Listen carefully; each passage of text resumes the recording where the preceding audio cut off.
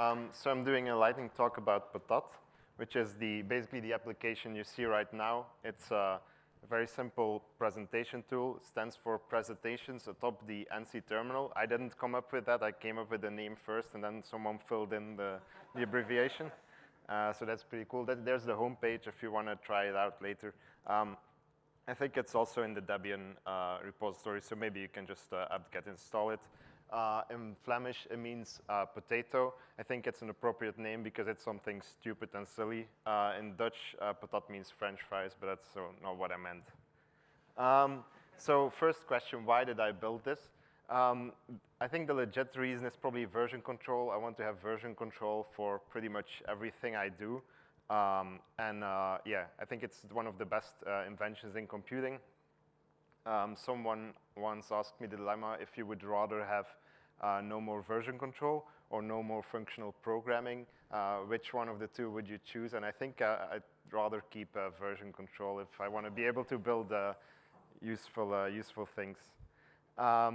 Secondly, if you want version control, why don't you just use LaTeX Beamer? Well, I think LaTeX Beamer is pretty hard to write and especially to read like a few weeks after you've written it. Markdown is much easier. This is the same content in Markdown. So if possible, I want to be able to write something like Markdown. Of course, you can say things like, yeah, macros can help with LaTeX Beamer, and that's actually what I was doing. I started out just using a LaTeX Beamer template from my assistant who got it from his professor and who got it from probably some other colleague, and legend has it, the chain went all the way down to Knut himself. And everyone just kept adding macros, and I don't think they really help with this anymore. So why, of course, you want to write Markdown. Why do you want it in a terminal? Well, of course, first of all, it looks super cool. Look at this. Secondly, I do a lot of presentations at work.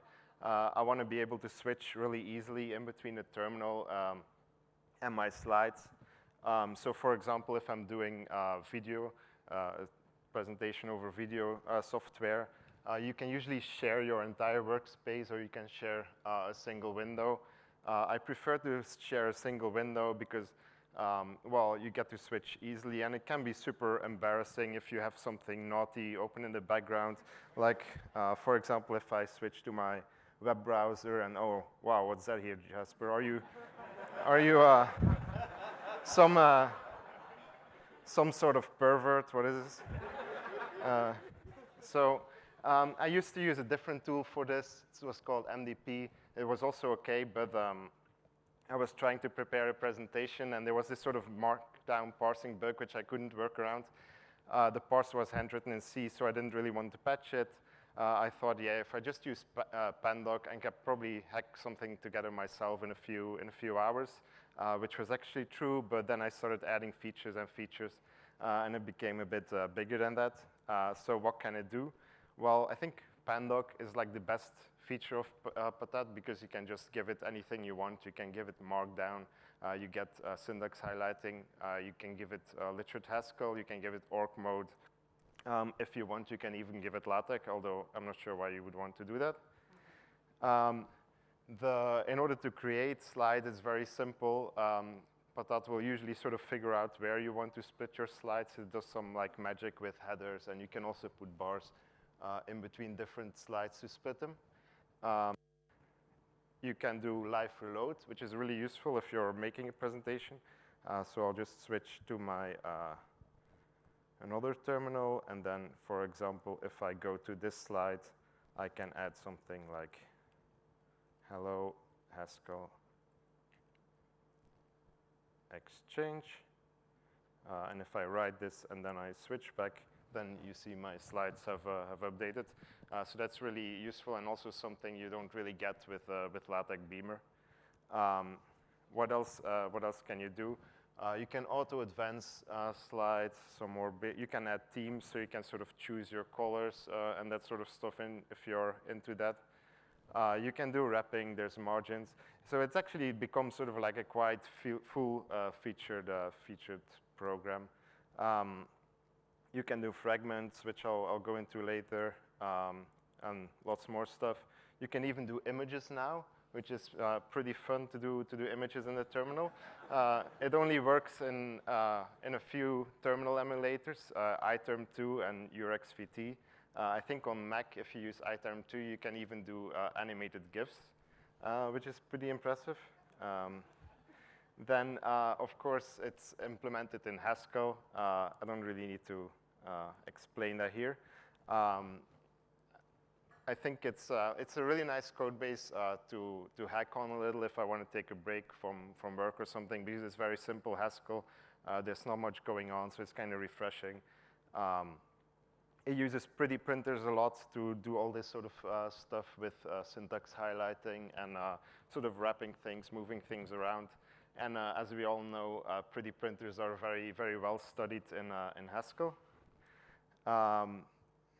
And yeah, because Haskell composes so well, it has a lot of features now, but it's easy to add them without sort of messing up all the other features. One example I'll give is fragments. So fragments allow you to basically have one slide and then split it up into multiple parts. So the syntax is like this, like if I want to make like a super lame joke, I can put these dots in between them, and then if, so I'm also using a fragment here, so it waits, and then if I press enter, it shows the next part of the slide. How do you do this? Well, you can do this in the I/O mode, of course, and wait for a key while you're displaying a slide. But the cool part about Haskell is you can also just take care of this in pure code by just going over all of your slides and then splitting them further up. So that way you can just add features without, and basically keep having a really nice code base. So that's it. I also went through it quite quickly. So there's some time for questions.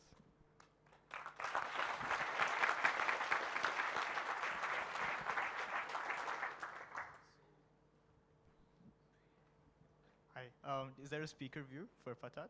No, but there is a way to do comments. Like if you do, wait, let me go back to, for example, this slide.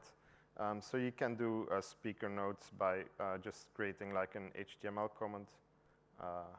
Like if I put the comment here, let me move the screen up a bit. Oh. Yeah, for example. If I put a comment here and I go back to the first slide, this thing will not show up. So that's what I sometimes do.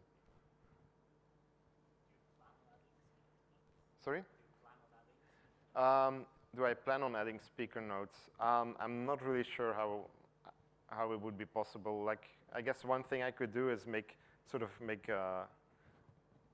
the screen have two columns and then sort of reformat it to only have one column on my screen. But I don't really want to sort of add like a server with like two views. That seems a bit overkill for this kind of thing. Can you embed a terminal in the presentation? So there's a terminal in the presentation. So there's actually one feature request to do something like that, where you sort of put a command in the slides, and then you show the command, and you also show the output of the command as you run it live. But I haven't really added that yet because I think it's a bit unsafe. So I'm having second thoughts about it. I'm not sure if that answers your question. When the conference requires you to share your slides, what will you do? So when the conference requires me to share my slides, well, so there was this one conference I went to in the spring, and they required a PDF. So then I used Beamer, and that's where the slides were from. And like, yeah, it's just not fun. If they just want the content of the slides, I would just either send them the markdown file as plain text, or I think you can also just take, probably you can take Pandoc to take the markdown and just convert it to some sort of PDF, which looks really ugly, but it'll do. Oh yeah, or you can convert it to LaTeX Beamer and send them that, yeah.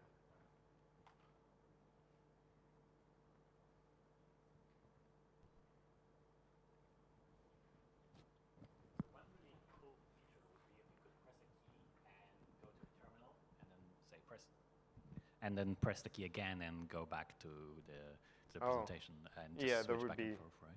That would be useful, yeah. Usually use something like Tmux for that, so I haven't felt the need myself. I think Alt-Tab is that key. Yeah. Alt-Tab may be that key. Yeah. It doesn't work if you just share one screen. Yeah, yeah.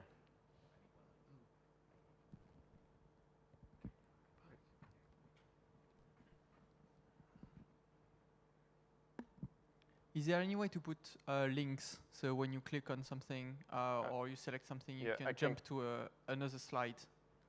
Like, like internal to the application, not external HTTP links. That's a good idea, but I'm not sure how you would do that because then I have to catch so mouse clicks in the terminal. There's probably some way to do it with key combos, and if you feel like you need this, send me a pull request. Yeah. Yeah, some terminals support clicks natively, but so I try to keep it portable as possible. So I also don't want to depend on end cursors because that's very hard to build on some platforms. And so actually the images are the only thing that's currently like very non-portable. But because it usually uses some special escape codes which are just hard-coded, so it still builds fine on all platforms.